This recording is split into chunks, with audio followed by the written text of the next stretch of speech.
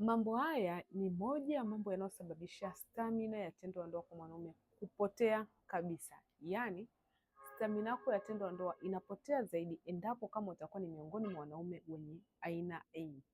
Jambo la kwanza ambalo ni kubwa zaidi kwa mwanaume kupoteza stamina ya tendo ni unene kupita kiasi. Homoni yake ya kiume inakuwa inapungua uwezo wake wa kuzalishwa, na homoni ya kiume inapopungua, ubora wa tendo la ndoa unapungua, kwa sababu homoni hii ndio inayosababisha mwanaume kuwa na stamina tendoni na kuratibu afya yake ya tendo la ndoa kwa ujumla.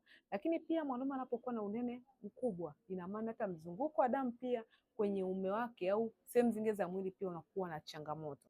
Ndio maana pia wanakabiliwa sana na changamoto ya pressure. Na maana mishipa yao ya damu inakuwa imejaa cholesterol, hali ambayo itapelekea pia hata uume kukosa supply ya damu ya kutosha na kupelekea maumbile kusimama kwenye ulegevu, hivyo hatakuwa na uwezo wa kuweza kulimudu tendo inavyohitajika. Na jambo la mwisho ni magonjwa ya muda mrefu. Aidha mtu ana changamoto ya pressure, ana changamoto ya sukari, ana changamoto ya bawasiri, ana changamoto ya hernia, ana changamoto ya vidonda vya tumbo.